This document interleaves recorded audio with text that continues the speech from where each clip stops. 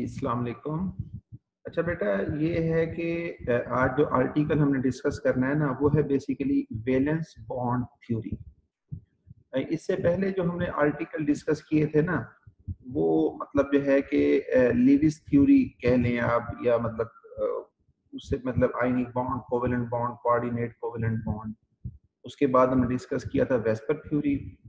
ये जो next theory है, इसे हम कहते हैं वैलेंस बॉन्ड थ्योरी। अब जो वैलेंस बॉन्ड थ्योरी है ना, इसको वैलेंस बॉन्ड थ्योरी क्यों कहा जाता है?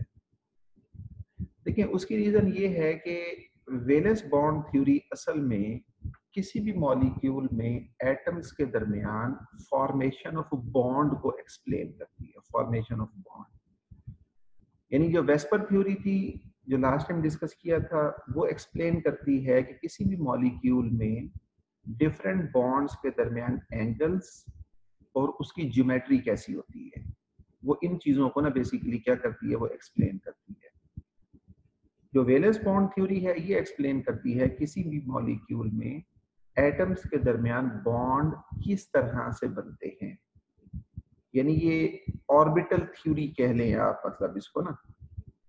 तो वैलेंस बॉन्ड थ्योरी ये कहती है कि किसी भी मॉलिक्यूल में एटम्स के दरमियान जो बॉन्ड बनते हैं ना, वो कब बनते हैं, कैसे बनते हैं, कि जब कंबाइनिंग या बॉन्डेड एटम्स के वैलेंस शेल में जो ऑर्बिटल्स हैं ना, वो असल में क्या होता है, ओवरलैपिंग में इन्वॉल्व होते हैं।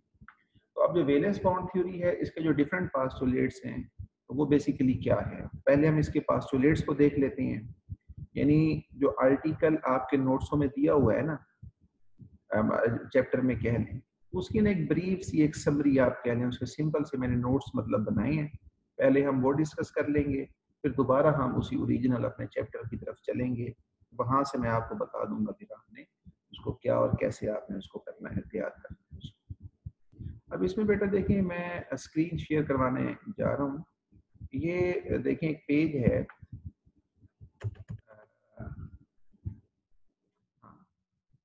अब देखिए, ये आपकी स्क्रीन के ऊपर बेटा आ रहा है कि हमारे पास ना, कि भाई वैलेंस बॉन्ड थ्योरी, इसको ना हम वीबीटी, जहां ये मेरा एरो है, इसको हम वीबीटी भी कहते हैं, वैलेंस बॉन्ड।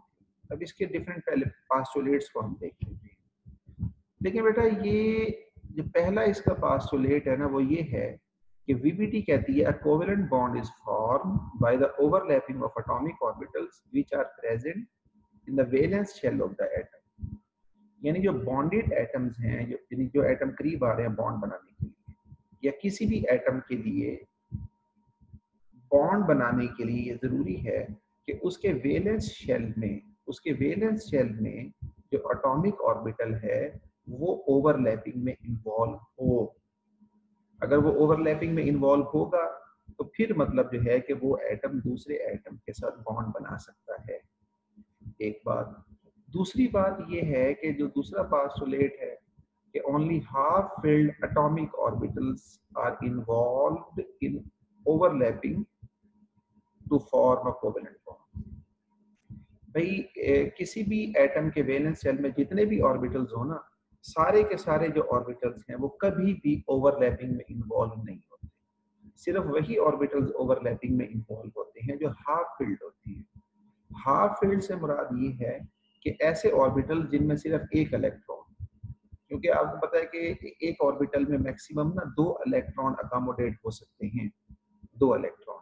तो अगर 2 इलेक्ट्रॉन हो, तो उन ऑर्बिटल्स को हम कहते हैं कंप्लीटली फिल्ड ऑर्बिटल्स। और अगर उनमें एक इलेक्ट्रॉन हो, तो उनको हम कहते हैं हाफ फिल्ड ऑर्बिटल्स। ठीक है। तो मतलब किसी भी एटम के वैलेंस शेल में जितने हाफ फिल्ड ऑर्बिटल होते हैं, वो उतने ही बॉन्ड बनाता है, क्योंकि उतने ही ऑर्बिटल ओवरलैपिंग में इन्वॉल्व होते हैं, उतने ही बॉन्ड बना करते हैं। इससे नेक्स्ट थर्ड पॉइंट है, the electron pair is paired up in the overlapped region of the atomic orbitals. जब दो एटम्स जो है ना, वो करीब आते हैं, तो उनके वैलेंस शेल में जो एटॉमिक ऑर्बिटल्स आपस में ओवरलैपिंग करते हैं, तो जब वो ओवरलैपिंग करते हैं ना, तो जो दोनों एटम्स के ऑर्बिटल्स, एटॉमिक ऑर्बिटल्स में जो एक एक इलेक्ट्रॉन जो वो कंट्रीब्यूट करते हैं कोवेलेंट बॉन्ड बनाने के लिए, या उनके ऑर्बिटल्स में जो एक एक इलेक्ट्रॉन होता है, तो जब ओवरलैपिंग हो जाती है, तो वो दोनों इलेक्ट्रॉन जो हैं वो ओवरलैप्ड रीजन में एग्जिस्ट करते हैं, लाई करते हैं, यानी उसमें पेयर्ड अप हो जाते हैं। ये आपने पहले भी पढ़ा होगा कि हमारे पास ना एक पॉली एक्सक्लूजन प्रिंसिपल है, आपने एफएससी में पढ़ा होगा इसको, कि अगर किसी ऑर्बिटल में दो इलेक्ट्रॉन हो ना तो उनकी अपोजिट स्पिन होती है, यानी अगर एक की क्लॉकवाइज दूसरे की एंटी क्लॉकवाइज, लेकिन हम उसको अंडरस्टैंडिंग के लिए ये कहते हैं कि एक की अपवर्ड दूसरे की डाउनवर्ड, ठीक है। तो यानी वो अगर ए ओवरलैप रीजन में दो इलेक्ट्रॉन्स है, दोनों की स्पिन अपोजिट, तो इसे हम कहते हैं ये पेयर्ड, मतलब पेयर्ड अप हो गए हैं, तो इनको कहते हैं कि भाई electrons are paired up in the overlap region. यानी ओवरलैप रीजन में इलेक्ट्रॉन किस तरह से एग्जिस्ट करते हैं, according to Pauli exclusion principle, यानी दोनों की जो स्पिन है वो बेसिकली क्या होती है, वो अपोजिट। अच्छा, इसके अलावा एक फोर्थ पॉइंट है, इसे हम कहते हैं कि भाई स्ट्रेंथ ऑफ बॉन्ड, ठीक है। ये आप स्क्रीन पर, strength of bond depends upon the extent of overlapping of atomic orbitals. देखिए वीबीटी कहती है कि दो एटम्स के दरमियान जो बॉन्ड बनता है उसकी जो स्ट्रेंथ है ना वो डिपेंड करती है extent of overlapping of atomic orbitals, यानी जितना एटॉमिक ऑर्बिटल्स ज्यादा ओवरलैपिंग करेंगे उतना बनने वाला जो कोवेलेंट बॉन्ड होता है वो उतना ही ज्यादा क्या होगा, वो स्ट्रॉन्गर होगा, और जितना उनमें एक्सटेंट ऑफ ओवरलैपिंग कम होगी उतना ही बनने वाला जो बॉन्ड है वो कंपैरेटिवली क्या होता है, वीक होता है, ठीक है। अब इससे नेक्स्ट जो पास्टुलेट है वो है linear overlapping of atomic orbital. ये आगे हम डिस्कस करेंगे टाइप्स ऑफ बॉन्ड्स के अंदर, कि ना दो तरह के कोवेलेंट बॉन्ड होते हैं। एक होता है मतलब आप कह लें कि हमारे पास सिग्मा बॉन्ड्स होते हैं, एक होता है पाई बॉन्ड। देखिए जो सिग्मा बॉन्ड है वो कैसे बनते हैं, वो ये according to the fifth postulate, यानी ये फॉर्मेशन ऑफ जो सिग्मा बॉन्ड है उसको एक्सप्लेन करता है कि how a sigma bond is form. तो ये बता रहा है कि द लीनियर ओवरलैपिंग, यानी एक ही लाइन पर ऑफ एटॉमिक ऑर्बिटल्स या आर हेड टू हेड या एंड टू एंड या axial overlapping results in the formation of sigma bond. ये सिग्मा बॉन्ड कैसे बनता है, ये चार कंडीशंस बता दी, इनको आगे ना हम डिटेल में डिस्कस करेंगे। तो छठा पॉइंट है वो ये है the parallel overlapping of atomic orbitals results in the formation of pi bond. कि पाई बॉन्ड जो बनता है दो एटम्स के दरमियान, वो कैसे बनता है कि जब दो बॉन्डेड एटम्स के एटॉमिक ऑर्बिटल्स किस तरह से ओवरलैपिंग करते हैं, इन a parallel way, in a parallel वे कहते हैं आप। जब पैरेलल वे में वो ओवरलैपिंग करते हैं तो उसके नतीजे में हमारे पास जो बॉन्ड बनता है उसको हम कहते हैं पाई बॉन्ड, ठीक है। ये ना कुछ पास्टुलेट्स हैं वेलेस बॉन्ड थ्योरी के, कि जो कोवेलेंट बॉन्ड फॉर्मेशन से रिलेटेड मतलब जिन चीज़ों को वो एक्सप्लेन करते हैं। अच्छा, इसके अलावा मैं जो थोड़ा सा पहले डिस्कस करना चाह रहा हूँ, हम अपने उस चैप्टर पर आए उससे पहले थोड़ा सा, वो ये बच्चे के देखें आगे है टाइप्स ऑफ बॉन्ड्स। देखिए जो कोवेलेंट बॉन्ड्स है ना, इनकी हमारे पास ना दो टाइप्स होती हैं, ठीक है। जो पहली टाइप ऑफ बॉन्ड है वो है बेसिकली सिग्मा बॉन्ड। तो दो तरह के कोवेलेंट बॉन्ड होते हैं जिनको हम डिस्कस करते हैं, ठीक है। पहला उनमें है सिग्मा बॉन्ड। सिग्मा बॉन्ड कैसे बनते हैं, ये कैसे बनता है, मतलब देखिए इसको सिंपली यूं डिफाइन कर लेते हैं कि ऐसा bond which is form by the end to head या axial overlapping of the atomic orbital या लीनियर ओवरलैपिंग, यानी दो अगर एटॉमिक ऑर्बिटल करीब आते हैं बॉन्ड बनाने के लिए तो एक ऑर्बिटल का एंड दूसरे ऑर्बिटल के एंड के साथ क्या करता है, ओवरलैपिंग। एक ऑर्बिटल का हेड दूसरे के हेड के साथ, या लीनियर ओवरलैपिंग से मुराद ये होता है कि एक ही लाइन पर, यानी जैसे मिसाल के तौर पर ये बॉल पॉइंट है, हम समझ लें कि एक लाइन है, सपोज कर ले एक एटम का न्यूक्लियस ये है, एक एटम का न्यूक्लियस ये है। तो ऐसी लाइन जिसके ऊपर दोनों एटम्स के न्यूक्लियाई लाई कर रहे हों, तो उसी लाइन के ऊपर अगर वो दोनों एटम्स के ऑर्बिटल्स आपस में ओवरलैपिंग करें तो ऐसा ऐसा बनने वाला, इस तरह की ओवरलैपिंग से बनने वाला जो बॉन्ड होता है ना, उसको बेसिकली हम क्या कहते हैं, सिग्मा बॉन्ड। ये लोकलाइज्ड होता है क्योंकि ये अगर एक एटम का न्यूक्लियस है ये दूसरे एटम का, जब एंड टू एंड ओवरलैपिंग होती है ना ऐसे, तो जाहिर बात है कि जो इलेक्ट्रॉन पेयर है वो दोनों एटमों के न्यूक्लियाई के दरमियान यहाँ पर ना फिक्स होता है, वो लोकलाइज्ड होगा, इसलिए हम कहते हैं ये लोकलाइज्ड बॉन्ड होता है, क्योंकि दो एटम्स के दरमियान उसी लाइन पर electron pair, electron density exist कर रही होती है जो दोनों एटम्स के न्यूक्लियाई को ज्वाइन कर रही है। ठीक है, इससे नेक्स्ट पॉइंट हमारे पास ये है कि ये स्ट्रॉन्गर बॉन्ड होता है कि जो आगे हम डिस्कस करेंगे बेसिकली ना, ये जो पाई बॉन्ड होते हैं ना उनकी निस्बत आप कह लें कि ये जो कोवेलेंट बॉन्ड होते हैं, यानी ये जो सिग्मा बॉन्ड होते हैं, ये कंपैरेटिवली क्या होते हैं, ये स्ट्रॉन्ग होते हैं। ठीक है, अच्छा अब इससे नेक्स्ट हमारे पास ना, अब इसी सिग्मा बॉन्ड में हम ना इसकी डिफरेंट आगे मतलब इसकी आप वो कह लें कि किस तरह से सिग्मा बॉन्ड बनता है, उसकी डिफरेंट एग्जांपल्स। पहली जो एग्जांपल यहाँ पर हमारे पास है उसे हम कहते हैं हाइड्रोजन मॉलिक्यूल। देखिए मतलब जो है कि हाइड्रोजन का जो मॉलिक्यूल है इसमें दो हाइड्रोजन के एटम्स के दरमियान बेसिकली सिग्मा बॉन्ड होता है, सिग्मा। ठीक है, और वो सिग्मा बॉन्ड कैसे बनता है, वो बनता है by the S S overlapping, यानी इसमें दोनों हाइड्रोजन एटम्स के एस ऑर्बिटल्स आपस में ओवरलैपिंग करते हैं, उसके नतीजे में सिग्मा बॉन्ड बनता है। अब इसमें बॉन्ड कैसे बनता है, हाइड्रोजन का मॉलिक्यूल बनता कैसे है? देखिए एक हाइड्रोजन एटम का एटॉमिक नंबर है 1, इसकी इलेक्ट्रॉनिक कॉन्फ़िगरेशन है 1s1। दूसरा हाइड्रोजन एटम है, इसका एटॉमिक नंबर भी 1 है और इसकी जो इलेक्ट्रॉनिक कॉन्फ़िगरेशन है वो भी 1s1 कह लें आप। तो दो हाइड्रोजन के एटम जैसे ये करीब आ रहे हैं, इनकी शेप इसलिए स्फेरिकल, ये बॉल की तरह बनाई हुई है, सर्कुलर, यानी बेसिकली स्फेरिकल, क्योंकि एस ऑर्बिटल जो है इनकी शेप होती है स्फेरिकल, जैसे क्रिकेट की बॉल होती है ना, या फुटबॉल कह लें, ऐसे स्फेरिकल होती है। दरमियान में ये पॉइंट, ये बेसिकली यूं समझ लें न्यूक्लियस को शो कर रहा है। तो दो हाइड्रोजन एटम जब करीब आ रहे होते हैं तो इनके 1s एटॉमिक ऑर्बिटल आपस में करीब आ रहे हैं, तो ये इसी तरह से आपस में ओवरलैपिंग करेंगे, जैसे ये एक ऑर्बिटल का एंड दूसरे ऑर्बिटल के एंड से ओवरलैपिंग कर रहा है, और ये इलेक्ट्रॉन पेयर जो है ये दरमियान में ओवरलैप रीजन में यहाँ होती है। तो अब इसको इस तरह से भी आप शो कर सकते हैं कि दो एटम्स के दरमियान जब ओवरलैपिंग होती है, बॉन्ड बन जाता है ना, यानी ये न्यूक्लियाई हैं, तो हम इसको इस तरह लिख सकते हैं हाइड्रोजन एटम्स, और इनको सिंगल लाइन से शो करते हैं, और ये दरमियान में दोनों एटम्स के न्यूक्लियाई के दरमियान में ये इलेक्ट्रॉन पेयर बेसिकली क्या कर रहा होता है, एग्जिस्ट कर रहा होता है। इसको यूं अगर लिखना चाहें तो यानी ड्रॉ करना चाहें, यूं भी कर सकते हैं कि यहाँ पर ना जो ओवरलैप रीजन है इसको हम क्या कर देते हैं, इसको हम ओमिट कर देते हैं। जब हम इसको ओमिट कर देंगे ना तो फिर हम इसको इस तरह से भी लिख सकते हैं जैसे ये यहाँ पे लिखा हुआ। ठीक है, यानी दरमियान में ओवरलैप रीजन स्किप कर दी है, तो इलेक्ट्रॉन पेयर जो है वो यहाँ पे शो किया गया है। बेटा एक मिनट जरा, मैं यहाँ पे एक मिनट।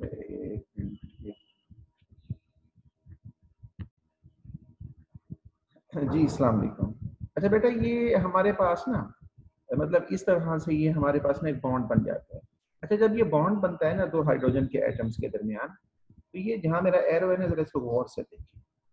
बेसिकली यहीं से मतलब आपको पहले भी आइडिया होगा, यहीं से आपको मजीद भी बात समझ में आ जाएगी कि देखें ये दोनों एटम्स के न्यूक्लियाई जो है ना, दोनों बॉन्डेड एटम्स के न्यूक्लियाई के दरमियान जो डिस्टेंस होता है ना, जो फासला होता है, इसको हम कहते हैं बॉन्ड डिस्टेंस। यानी दो एटम्स के दरमियान जब बॉन्ड बनता है तो उनके न्यूक्लियाई के दरमियान डिस्टेंस कितना होता है, इसको हम कहते हैं बॉन्ड डिस्टेंस। ठीक है, तो हाइड्रोजन के मॉलिक्यूल में दो हाइड्रोजन के एटम्स के दरमियान कितना डिस्टेंस होता है, 75.4 पिकोमीटर। पिकोमीटर यूनिट है लेंथ का, एंगस्ट्रॉम भी ले सकते हैं, नैनोमीटर भी ले सकते हैं। तो पिकोमीटर इसलिए लेते हैं कि वैल्यूज होल नंबर में रहें। ठीक है, और ये भी बात ध्यान में रहे कि जब भी दो एटम्स करीब आते हैं, बॉन्ड बनाते हैं, तो बॉन्ड फॉर्मेशन जो है ये हमेशा एक्सोथर्मिक प्रोसेस होता है। एक्सोथर्मिक प्रोसेस कहते हैं। तो जब दो हाइड्रोजन के एटम्स करीब आते हैं, यानी एक मोल हाइड्रोजन एटम जब दूसरे एक मोल हाइड्रोजन एटम से बॉन्ड बनाते हैं, तो एक मोल जब बॉन्ड बनते हैं कितनी एनर्जी रिलीज होती है, 436 किलो जूल पर मोल एनर्जी रिलीज होती है। यहाँ से इसको हम बॉन्ड एनर्जी कहते हैं। ठीक है, इसको यूं भी आप जहन में रख लें कि जब दो एटम्स के दरमियान जब बॉन्ड बनता है ना, तो जितना ज्यादा एनर्जी रिलीज होती है बनने वाला बॉन्ड उतना स्ट्रॉन्गर होता है। जितना कम एनर्जी रिलीज होगी उतना जो बॉन्ड बनने वाला बॉन्ड है कंपैरेटिवली क्या होता है, वीक होता है। अब ये जो सिग्मा बॉन्ड बने, ये सिग्मा बॉन्ड है, क्यों कि ये कैसे बना है, ये ऑर्बिटल्स की किस तरह से ओवरलैपिंग से बना है, ये end to end linear head to head overlapping है। तो मतलब इस तरह की ओवरलैपिंग से जो बॉन्ड बनता है उसको हम कहते हैं सिग्मा बॉन्ड। अच्छा, अब बेटा इसमें एक बात पॉइंट और भी हम डिस्कस करते चले, वो आपके चैप्टर में वहां पर है, तो वो बेसिकली ये डिस्कस किया हुआ है कि एनर्जेटिक्स ऑफ बॉन्ड फॉर्मेशन। देखें, जब दो एटम्स के दरमियान बॉन्ड बनता है ना, तो जाहिर बात है कि एनर्जी चेंज तो होती है, तो वो जो एनर्जी चेंज है ना उसको हम कहते हैं वो एनर्जेटिक्स ऑफ बॉन्ड फॉर्मेशन। अब इसकी तरफ जाने से पहले पहले एक बात ये ज़हन में रहे कि केमिस्ट्री में ना जब दो एटम्स करीब आ रहे होते हैं ना, तो उनके दरमियान सपोज अगर अट्रैक्शन बढ़ रही है, दो एटम करीब आ रहे हैं, अट्रैक्शन बढ़ रही है, तो हम अट्रैक्शन के लिए ना पोटेंशियल एनर्जी डिक्रीज, यानी हम कहते हैं पोटेंशियल एनर्जी डिक्रीज हो रही है। और अगर दो पार्टिकल्स के दरमियान रिपल्शन बढ़ रही हो, इंक्रीज हो रही, तो उसके लिए हम कहते हैं कि पोटेंशियल एनर्जी जो है वो इंक्रीज हो रही। तो अट्रैक्शन के लिए पोटेंशियल एनर्जी डिक्रीज, जितना अट्रैक्शन बढ़ती जाएगी पोटेंशियल एनर्जी कम होती जाएगी, और जितना अट्रैक्शन कम और रिपल्शन बढ़ती जाएगी तो पोटेंशियल एनर्जी क्या होती जाएगी, वो इंक्रीज होती। ठीक है, अब इसमें मतलब जो है कि बॉन्ड डिस्टेंस, अब ये आगे थोड़ा चलने से पहले हमें अभी मैंने बताया कि बॉन्ड डिस्टेंस बेसिकली क्या होता है, it is an average distance between the nuclei of two bonded atoms. मिसाल के तौर पर हाइड्रोजन के मॉलिक्यूल में दो हाइड्रोजन एटम्स के न्यूक्लियाई के दरमियान कितना डिस्टेंस होता है, 75.4 पिकोमीटर।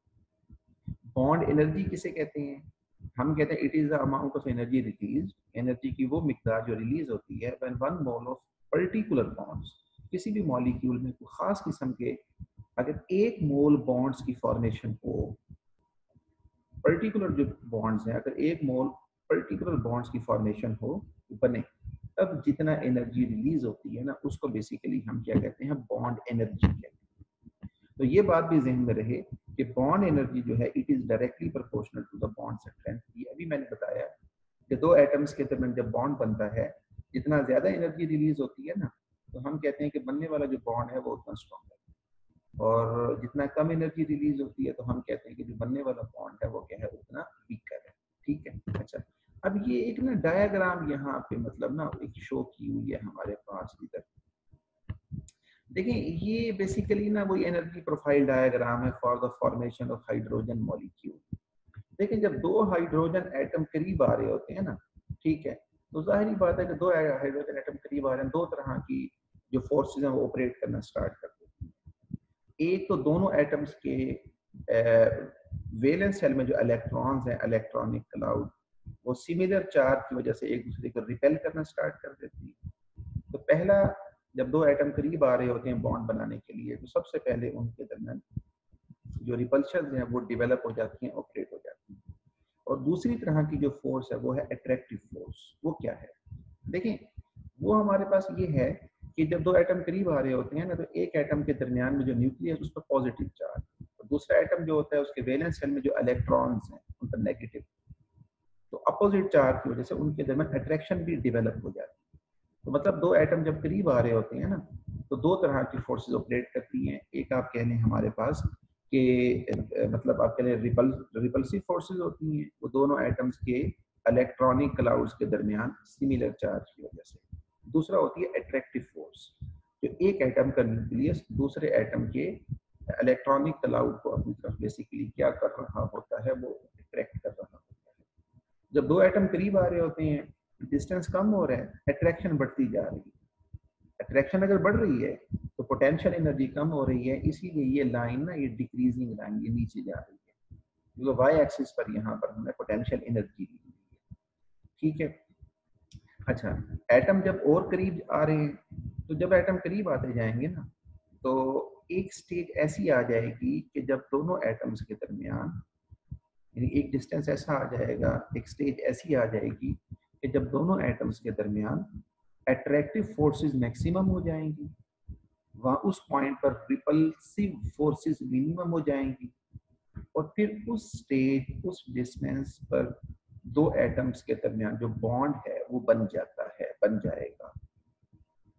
तो अगर हम हाइड्रोजन एटम की एग्जांपल लें, तो इसमें ना ये एक्स एक्सिस पर क्या है, इंटर न्यूक्लियर डिस्टेंस, दो एटम्स के न्यूक्लियाई के दरमियान ना डिस्टेंस के, तो ये एक्स एक्सिस पर ये जो पॉइंट है, जहाँ ये पॉइंट है जहाँ मेरा एरो है, ठीक है, यानी ये वो पॉइंट है कि जिसके ऊपर हम कहते हैं कि दो एटम्स के दरमियान बॉन्ड बन जाता है, यानी वो कंडीशन डेवलप हो जाती हैं कि मैक्सिमम अट्रैक्शन, मिनिमम रिपल्शन, ये कंडीशन।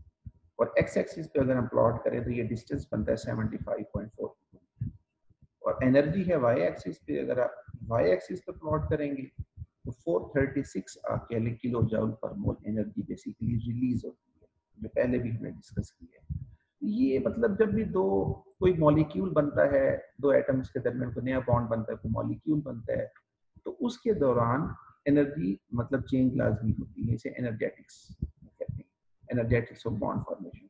अच्छा, ये एक बात और बताता चलूं कि ये लाइन जो वापस ऊपर जा रही है ना, ये इसका मतलब ये है, अगर हम एक्स एक्सिस पे देखें ना यहाँ पे, तो देखिए अगर यहाँ से स्टार्ट करें तो दो एटम्स के दरमियान डिस्टेंस कम होता जा रहा है, अट्रैक्शन बढ़ती जा रही है, पोटेंशियल एनर्जी कम होती जा रही है, इसलिए ये लाइन नीचे आ रही है। यहाँ पर अट्रैक्शन मैक्सिमम है, रिपल्शन मिनिमम।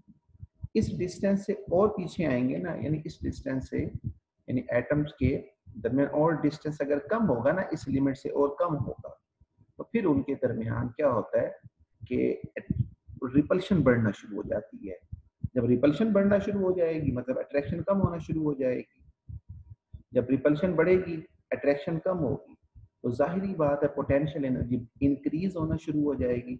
ये लाइन रैपिडली ऊपर जा रही है, देखिए ये क्यों नीचे आ रही है, फिर क्यों ऊपर जा रही है, यानी यहाँ पर मिनिमम है, फिर क्यों ऊपर जा रही है, ये लॉजिक मैंने आपको यहाँ बता दिया, ठीक है। अच्छा, इसके अलावा मतलब जो है कि यहाँ पर ये हाइड्रोजन फ्लोराइड का मॉलिक्यूल है, ये बेसिकली आप कह लें कि ये एस की ओवरलैपिंग की एग्जांपल है। हाइड्रोजन का atomic number 1, electronic configuration 1s1, fluorine का एटॉमिक नंबर 9 है, ठीक है, इसकी इलेक्ट्रॉनिक कॉन्फ़िगरेशन है 1s2, 2s2, 2px2, 2py2, 2pz1। तो इसके ना वैलेंस शेल में एक ही ऑर्बिटल होता है 2pz, जो हाफ फिल्ड होता है, यही ओवरलैपिंग में इन्वॉल्व होता है।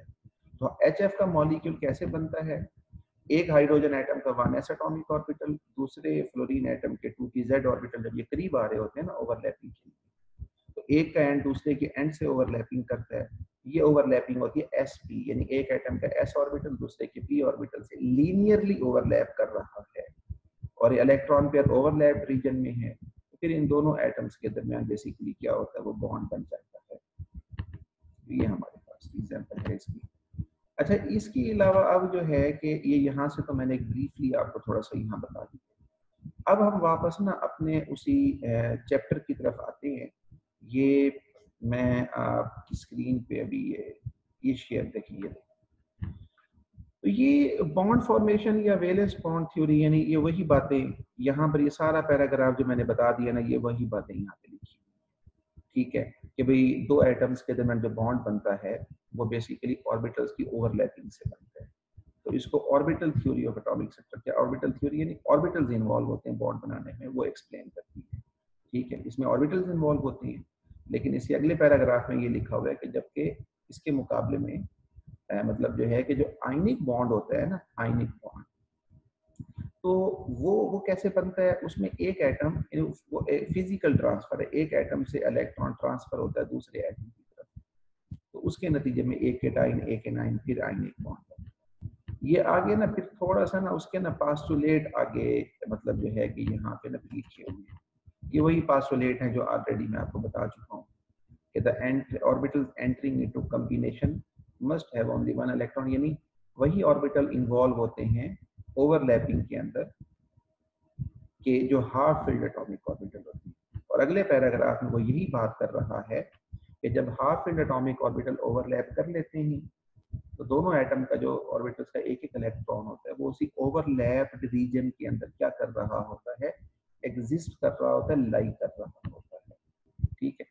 अच्छा, इसके अलावा सेकंड जो इसमें अगला पॉइंट है, द एटम्स विद वैलेंस और bonding orbitals should approach sufficiently close to each other, यानी जब वो करीब आते हैं तो प्रॉपर उनकी मतलब एक ही लाइन के ऊपर ओवरलैपिंग वगैरह, ये वही बात है। अच्छा, इसके अलावा जो है ये आगे वही बॉन्ड एनर्जी, या स्टेबलाइजेशन एनर्जी और बॉन्ड डिस्टेंस के मुतालिक यहाँ पे ये डेफिनेशन लिखी हुई है। ये चीज़ें ऑलरेडी मैं आपको एक्सप्लेन कर चुका हूँ, मैं समझा चुका हूँ। इसको मतलब यहाँ से आपने रीड कर लेना, कोई प्रॉब्लम नहीं है। अच्छा, इसके अलावा ये एक टेबल दी हुई है, ये टेबल आपने जहन में रखनी है कि देखिए इसमें हाइड्रोजन हाइड्रोजन जो बॉन्ड है, यानी दो हाइड्रोजन एटम्स के दरमियान जो बॉन्ड बनता है ना, ठीक है, यानी दो हाइड्रोजन एटम से मुराद ये है कि एक मोल हाइड्रोजन एटम जब एक मोल दूसरे हाइड्रोजन एटम से कंबाइन होते हैं ना, तो जो बॉन्ड बनता है single covalent bond sigma bond, कितना एनर्जी रिलीज होती है 103.2, ये किलो कैलोरी में है, ठीक है। इसको 4.18 से मल्टीप्लाई करेंगे तो ये किलो जाउल में कन्वर्ट हो जाएगा। और ये यहाँ पर जो लेंथ का यूनिट है वो चेंज किया एंगस्ट्रॉम दिया हुआ है। अगर हम पिकोमीटर में इसे अगर हम मल्टीप्लाई कर दें 100 के साथ, तो हमारे पास में ये ऑटोमेटिकली कन्वर्ट हो जाएगा यूनिट पिकोमीटर। तो ये डिफरेंट मतलब जो बॉन्ड हैं, डिफरेंट बॉन्ड्स हैं, उनकी ना बॉन्ड एनर्जीज और बॉन्ड डिस्टेंस यहाँ पे दिए गए हैं। तो ये आपने मतलब इसको देख लेना है, इसको याद भी करना है आपने। अच्छा, इससे नेक्स्ट जो हमारे पास है मतलब जो है कि ये वही एग्जांपल दी हुई है जो हम ऑलरेडी डिस्कस कर चुके हैं कि हाइड्रोजन का जो मॉलिक्यूल है वो बनता कैसे है। देखें, हाइड्रोजन का मॉलिक्यूल यहाँ पर भी वही लिखा हुआ है कि एक हाइड्रोजन एटम का वही 1s एटॉमिक ऑर्बिटल, दूसरे हाइड्रोजन एटम के 1s एटॉमिक ऑर्बिटल। देखिए स्फेरिकल ऑर्बिटल ये ओवरलैपिंग करते हैं, इलेक्ट्रॉन पेयर इसी ओवरलैप रीजन में एग्जिस्ट करता है। रिजल्टेंटली जब ये ओवरलैपिंग कर लेते हैं ना, तो फिर ओवरलैप जो ऑर्बिटल्स हैं, हाउ दे लुक लाइक्स, वो किस तरह से नजर आते हैं, वो फिर इस तरह से नजर आते हैं। हमें इससे कंसर्न नहीं है, हम बस ये कहते हैं कि फिर दो एटम्स के तरफ जो बॉन्ड बनता है तो वो किस तरह से, वही बातें यहाँ पर क्या की हुई है, एक्सप्लेन की हुई है। तो इसी पैराग्राफ में भी वही बातें हैं नेक्स्ट में जो ऑलरेडी मैं आपको बता चुका हूँ, ठीक है। और ये एनर्जी प्रोफाइल डायग्राम भी वही है जो मैंने अभी एक्सप्लेन किया, जिसे हम कहते हैं एनर्जेटिक्स ऑफ बॉन्ड फॉर्मेशन। ये दो एटम करीब आ रहे हैं, अट्रैक्शन बढ़ रही है, रिपल्शन कम हो रही है, पोटेंशियल एनर्जी कम होती जा रही है, लाइन नीचे जा रही है। ये जहाँ मिनिमम है ना एनर्जी, इसका मतलब यहाँ पोटेंशियल एनर्जी मिनिमम है, ठीक है। तो मतलब ये है कि यहाँ पर अट्रैक्शन मैक्सिमम, रिपल्शन मिनिमम, तो बॉन्ड बन जाए। फिर ये लाइन अगर इस डिस्टेंस से और डिस्टेंस कम होगा एटम्स के दरमियान, फिर रिपल्शन बढ़ना शुरू हो जाएगी, लाइन ऊपर जाना शुरू। अच्छा, इसके अलावा मतलब हमारे पास वही टाइप्स ऑफ बॉन्ड आ गया यहाँ पे। तो पहली जो टाइप है वो सिग्मा बॉन्ड है, वो कैसे बनता है वो मैं पहले भी बता चुका हूँ, ठीक है, स्टार्ट में। तो अब इसकी ना मतलब सिग्मा बॉन्ड तीन तरह से बन सकता है, या तो एस, एक एटम का एस ऑर्बिटल दूसरे के ऐसे ओवरलैपिंग करे, वो हाइड्रोजन के मॉलिक्यूल की एग्जांपल अभी समझाई है। दूसरा ये है कि अगर एस पी ओवरलैपिंग, अगर एक एटम का एस ऑर्बिटल दूसरे के पी से ओवरलैपिंग करे, ठीक है, वो भी अभी डिस्कस किया, हाइड्रोजन फ्लोराइड की एग्जांपल है। तो हाइड्रोजन का एस और फ्लोरीन का पी ऑर्बिटल, ये किस तरह से, इस तरह से ओवरलैप। पी ऑर्बिटल, ये फ्लोरीन क्लोरीन मॉलिक्यूल, क्योंकि इन एटम्स के वैलेंस शेल में पी ऑर्बिटल्स ही हाफ फिल्ड हैं। तो दोनों एटम करीब आएंगे, दोनों तरह के एटम्स, उनके पी ऑर्बिटल्स ओवरलैपिंग करेंगे, तो इस तरह से ओवरलैपिंग होगी, बॉन्ड बनेगा। And then these overlapped orbitals, how they looks like, इस तरह से। दूसरा हमारे पास है पाई बॉन्ड। पाई बॉन्ड कैसे बनता है? By the parallel overlapping of the atomic orbital. ये दोनों एटम पैरेलल वे में अगर ओवरलैपिंग करें, जिस तरह ये हमारे पास है, ठीक है, यानी अगर एक एटम का ये ऑर्बिटल अगर इस तरह से ओवरलैपिंग करेंगे तो ये ओवरलैपिंग, ठीक है। तो रिजल्टेंटली मतलब जो है कि जब ये ओवरलैप करेंगे इस तरह से, ये ओवरलैप यानी एक लोब ऊपर है एक लोब नीचे, तो ऊपर वाले लोब ऊपर वाले के साथ ओवरलैप कर गए, नीचे वाले के साथ, तो फिर ये किस तरह से नजर आएंगे, फिर इस तरह से ये नजर, ठीक है। अच्छा, फिर आगे वो नेक्स्ट मतलब जो है वो कहते हैं strength of sigma and pi bond. तो ये फिर कंपैरिजन आपने यहाँ से खुद ही देख लेना है कि सिग्मा और जो पाई बॉन्ड है इनके दरमियान बेसिकली क्या एक कंपैरिजन है, ठीक है। अच्छा, मतलब ये डिफरेंट पॉइंट्स हैं, ये सिंपली वही पॉइंट्स हैं जो आपने एफएससी में भी पढ़े हुए होंगे, तो इसमें कोई ऐसी कॉम्प्लिकेटेड बात नहीं है। अगर कोई होगी तो वो फिर क्वेश्चन कर लेंगे, तो फिर उसमें डिस्कस करेंगे। अच्छा जी, ऑर्बिटल रिप्रेजेंटेशन ऑफ मॉलिक्यूल के जो मॉलिक्यूल बनते हैं उनके ऑर्बिटल किस तरह से ओवरलैपिंग करते हैं, अभी डिस्कस किया कि हाइड्रोजन के मॉलिक्यूल में दोनों एटम्स के ये 1s जो एटॉमिक ऑर्बिटल्स हैं ये ओवरलैपिंग करते हैं, ठीक है। तो इन दोनों का एटम्स का ये एटॉमिक नंबर 1, इसका भी एटॉमिक नंबर 1, ठीक है। तो इसकी भी इलेक्ट्रॉनिक कन्फिगर वही 1s1 1s1। तो ये फिर आपस में क्या करते हैं, जब ओवरलैपिंग करेंगे तो वो हमने अभी सारा डिस्कस कर लिया। इसी तरह फ्लोरीन का मॉलिक्यूल की दोनों फ्लोरीन एटम की इलेक्ट्रॉनिक कन्फिगरेशन लिखी हुई है। तो 2pz ऑर्बिटल्स हैं वो आपस में क्या करेंगे, ओवरलैपिंग करेंगे। तो उसके नतीजे में फ्लोरीन का मॉलिक्यूल HCl में हाइड्रोजन का 1s एटॉमिक ऑर्बिटल, क्लोरीन का वही 2pz, ये ओवरलैपिंग करेगा। अच्छा, ये जो फॉर्मेशन ऑफ ऑक्सीजन मॉलिक्यूल है ना, अगर हम यहाँ पे, जहाँ ये मेरा एरो है, अगर ऑक्सीजन एटम का एटॉमिक नंबर 8 है, इलेक्ट्रॉनिक कन्फिगरेशन राइट अप करें ना, तो देखें इसमें ना वैलेंस शेल में जो p ऑर्बिटल है, p सब शेल, उसके दो p ऑर्बिटल हाफ फिल्ड है, 2py 2pz। ये दो ऑर्बिटल ओवरलैपिंग में इन्वॉल्व होते हैं। तो दो ऑक्सीजन के एटम जब करीब आएंगे, दोनों एटम्स में दो दो p ऑर्बिटल हाफ फिल्ड हैं जो ओवरलैपिंग में इन्वॉल्व होते हैं। तो ये एक ऑक्सीजन एटम, उसकी इलेक्ट्रॉनिक कन्फिगरेशन। तो p सब शेल में इलेक्ट्रॉन्स की डिस्ट्रीब्यूशन कैसी होती है, ऊपर जैसे ये लिखा होगा, ठीक है, 1s2 2s2 2px2, और ये दो उसके हाफ फिल्ड p ऑर्बिटल्स, और इसी तरह से ये। अब इन ऑर्बिटल्स की आपस में ओवरलैपिंग कैसे होती है, देखिए जब ये सपोज एक ऑक्सीजन का एटम है, जहाँ ये एरो है, ये दूसरा ऑक्सीजन का एटम जब करीब आते हैं, इनके वैलेंस शेल में दो जो p ऑर्बिटल्स हैं वो ऐसे हैं, एक अलोंग x एक्सिस कह लें, एक अलोंग y एक्सिस कह लें। तो ये दोनों एटम जब करीब आते हैं तो इनके वैलेंस शेल में ये एक p ऑर्बिटल दूसरे से एंड टू एंड ओवरलैपिंग करेगा, क्योंकि p सब शेल में तमाम p ऑर्बिटल्स जो हैं उनके दरमियान एंगल 90 डिग्री का होता है। तो अगर एक अलोंग x एक्सिस, दूसरा अलोंग y एक्सिस होगा, ठीक है। अब ये इस तरह से एंड टू एंड ओवरलैपिंग। तो ये नेक्स्ट इसमें जो b है डायग्राम, उसमें देखिए, तो ये दोनों ऑक्सीजन के एटम्स के दरमियान पहला जो बॉन्ड बना या बनेगा वो बनेगा सिग्मा बॉन्ड, ठीक है, जो एंड टू एंड ओवरलैपिंग है। नेक्स्ट स्टेप में फिर ये p ऑर्बिटल्स पैरेलल वे में ओवरलैपिंग करेंगे, जैसे ये b डायग्राम में शो किया हुआ। तो फिर एक पाई बॉन्ड बन जाएगा, वो किस तरह से नजर आएगा, इस तरह से। ये एक उसका मॉलिक्यूलर ऑर्बिटल डायग्राम टाइप ना उसको शो किया हुआ है। तो इसको इसके अलावा वरना FSC की अगर बुक से भी आप देखना चाहें ना, तो ये वहां से भी बेशक आप देख लें, तो ये वैसे, इसमें कोई मसला नहीं। अच्छा, फिर नाइट्रोजन का मॉलिक्यूल कैसे बनता है? नाइट्रोजन के मॉलिक्यूल में दो नाइट्रोजन के एटम्स के दरमियान ट्रिपल बॉन्ड होता है। अगर इलेक्ट्रॉनिक कन्फिगरेशन राइट अप करेंगे तो नाइट्रोजन के वैलेंस शेल में जो p सब शेल है उसमें 3 इलेक्ट्रॉन होते हैं। तो तीनों ऑर्बिटल्स में एक एक इलेक्ट्रॉन होता है according to Hund's law. 2px 2py1 2pz1, 3 half filled p orbital होते हैं। दो नाइट्रोजन एटम जब करीब आते हैं तो तीनों half filled atomic orbitals involve होते हैं बॉन्ड बनाने के लिए, ठीक है। अच्छा, अब इसमें ओवरलैपिंग कैसे होती है, ये आगे आप देख लें कि एक नाइट्रोजन एटम है, इसका atomic number 7, electronic configuration right up की हुई है। तो p सब शेल में 3 इलेक्ट्रॉन होते हैं, जैसे ये लिखा हुआ है, और अकॉर्डिंग टू हुंस रूल ये तीनों ऑर्बिटल्स में एक एक इलेक्ट्रॉन। ये दूसरा एटम। तो ये ओवरलैपिंग कैसे करेंगे, इसको अगर आप देखें, ये पहले, क्योंकि तीनों जो p सब शेल में तीनों p ऑर्बिटल्स के दरमियान एंगल होता है 90 डिग्री, ठीक है। तो अब ये देखें, यहाँ पर एक, अगर ये एक एटम का ये 2px ऑर्बिटल दूसरे के नाइट्रोजन एटम के 2px से लीनियरली ओवरलैप करेगा। ये अगर बी डायग्राम में देखें, पहला जो बॉन्ड बनने जा रहा है वो सिग्मा बॉन्ड। अब दूसरे स्टेप में देखें, अब कौन से ऑर्बिटल रह गए हैं, py pz। तो py जब py से ओवरलैपिंग करेगा, अब ये पैरेलल ओवरलैपिंग है क्योंकि दोनों ऑर्बिटल्स हैं अलोंग y एक्सिस, ठीक है। तो ये पाई बॉन्ड बन जाएगा। इसके बनने के बाद ये pz ये दोनों भी आपस में पैरेलल है, दोनों अलोंग z एक्सिस पे हैं। तो दोनों आपस में ये भी पैरेलल वे में ओवरलैपिंग करेंगे। तो मतलब नेक्स्ट जो दो बॉन्ड बनेंगे नाइट्रोजन के मॉलिक्यूल में, दो नाइट्रोजन के एटम्स के दरमियान, वो दोनों पाई बॉन्ड होंगे। तो इनका मॉलिक्यूलर जो एक डायग्राम है वो किस तरह से नजर आएगी, वो ऐसे नजर आएगी, सी के। तो ये सिंपल सी एक बात।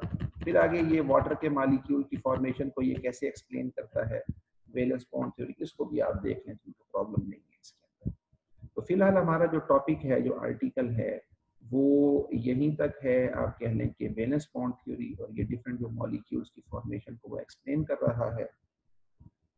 नेक्स्ट फिर जो टॉपिक है हमारा वो होगा मॉलिक्यूलर ऑर्बिटल थ्योरी।